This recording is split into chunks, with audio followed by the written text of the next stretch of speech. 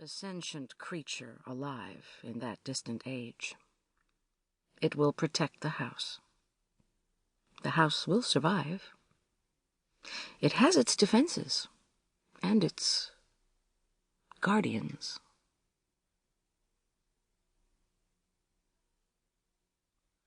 Joe left for Europe on Friday the 13th. He didn't have to. He picked that date deliberately. Joe likes to throw rocks at the goddess of fortune. That's why I remember the date.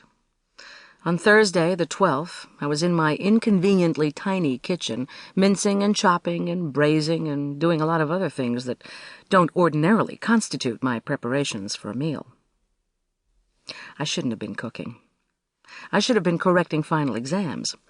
Some of my unfortunate students were pacing the halls outside my office, wondering, with good reason, whether or not they'd passed.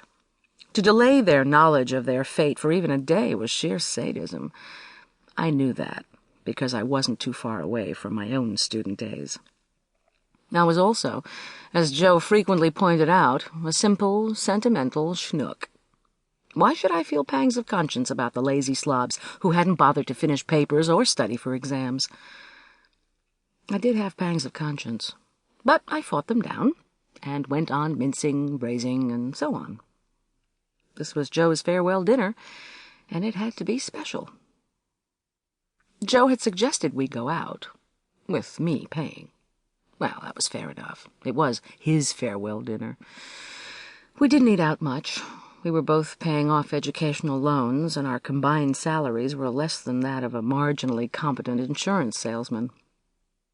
My reason for vetoing the suggestion was not because I grudged spending the money. My argument ran along these lines. You'll be tired. You'll have 100 last-minute chores to finish. You won't feel like getting dressed up, and wait till you see how well I can cook, when I put my mind to it. That last was the real reason, though I didn't recognize it then.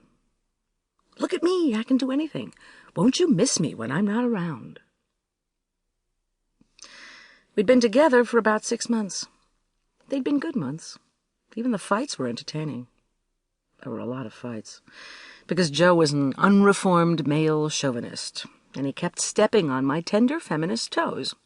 Rationally, he had to agree with my insistence that we share the domestic chores. My academic load was as heavy as his. My prospects were as good. There was no reason why he should expect to march into the apartment every evening, throw himself into a chair, and ask, "What's for dinner?" There was no reason why he should assume I would pick up his socks and do his laundry. The first time he asked what was for dinner, I handed him a pound of raw hamburger and said, "That's for dinner. Let me know when it's ready." I never really won the laundry issue. After a while, it seemed simpler to scoop up all the dirty clothes when I went to the laundromat. It's amazing how many little problems come up when people live together, in wedlock or out of it. Things you never think about in the raptures of first love. Things so trivial they shouldn't matter.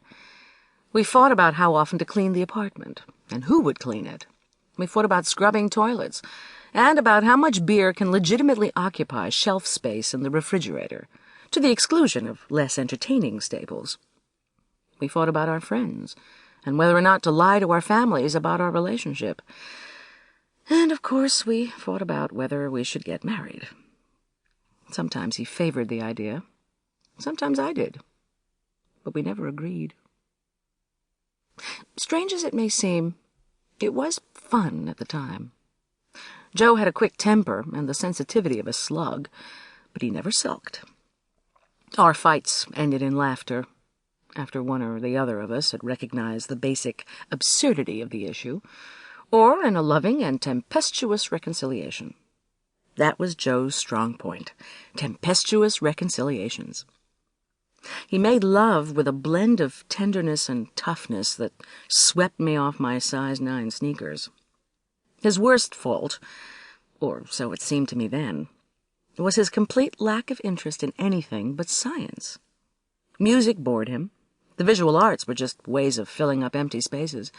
He couldn't see any real difference between Raphael and Norman Rockwell. And as for my field, he told